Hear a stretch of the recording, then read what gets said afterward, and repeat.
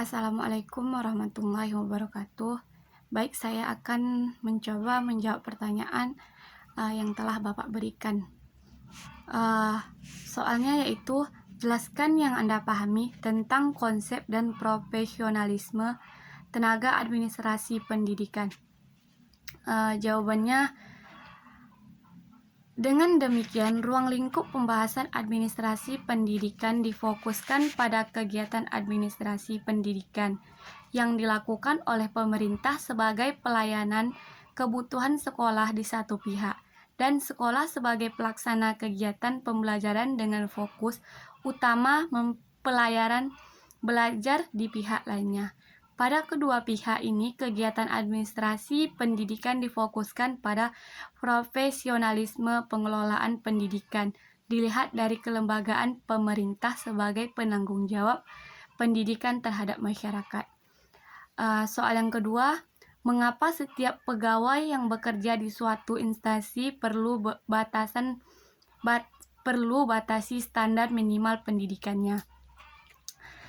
Baik, jawaban saya, karena standar nasional pendidikan berfungsi sebagai dasar dalam perencanaan, pelaksanaan, pengawasan pendidikan dalam rangka mewujudkan pendidikan nasional yang bermutu.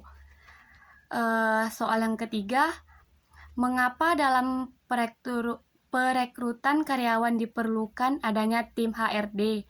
Jelaskan fungsinya terkait perekrutan karyawan atau pegawai. Baik, jawaban saya yaitu, adapun tujuannya adalah untuk memenuhi penawaran sebanyak mungkin dari calon-calon karyawan sehingga organisasi memiliki peluang yang lebih besar untuk menentukan pilihan terhadap calon pelamar yang dianggap memenuhi standar kualifikasi organisasi tersebut.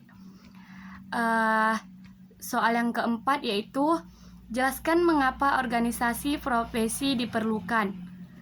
Jawaban saya, organisasi profesi diperlukan yaitu karena dalam menggeluti suatu profesi kita dituntut untuk bekerja profesional. Profesionalitas menunjuk pada kualitas atau sikap pribadi individu terhadap suatu pekerjaan. Untuk mendapatkan profesionalitas tersebut, berbagai macam cara yang dilakukan seperti membentuk suatu komunitas atau organisasi. Manfaat yang diperoleh dengan adanya profesi pendidikan diantaranya yaitu yang pertama, membangun kepercayaan dalam diri masyarakat mengenai adanya suatu persepsi tentang kompetensi. Yang kedua, dengan adanya organisasi profesi pendidikan dapat meningkatkan dan mengembangkan kemampuan anggota sehingga kompetensi kependidikan yang handal pada diri tenaga kependidikan dapat terwujud. Soal yang kelima, jelaskan mengapa akuntabilitas pembinaan profesi diperlukan. Jawabannya yaitu, agar ketika indikator di atas dapat dipakai oleh sekolah untuk mengukur apakah akuntabilitas manajemen sekolah telah mencapai hasil sebagaimana yang dikehendaki. Tidak saja publik merasa puas, tetapi sekolah akan mengalami peningkatan dalam banyak hal. Untuk memiliki akuntabilitas diperlukan syarat, yaitu pembinaan profesi para petugas pendidikan. Pembinaan merupakan dasar untuk meningkatkan akuntabilitas.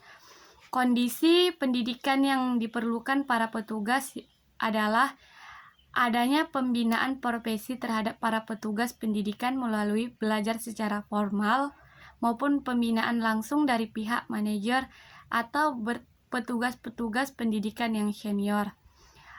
Soal yang kelima yaitu,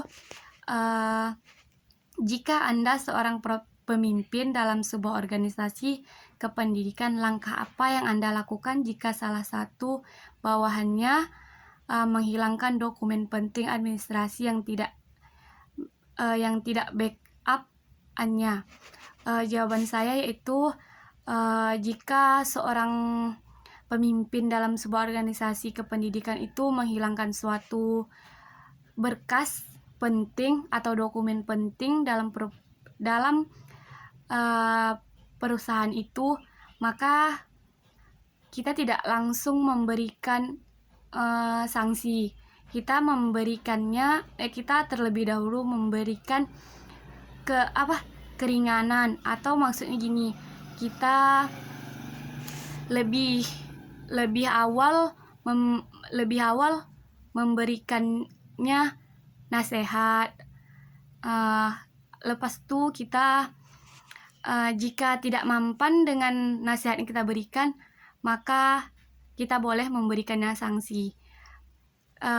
Dan selanjutnya, jika masalah dokumen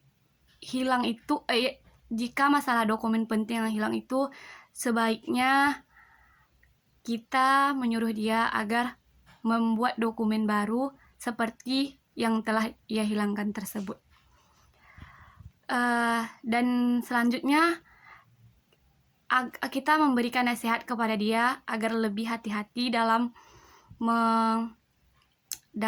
menyimpan atau mempersiapkan dokumen tersebut.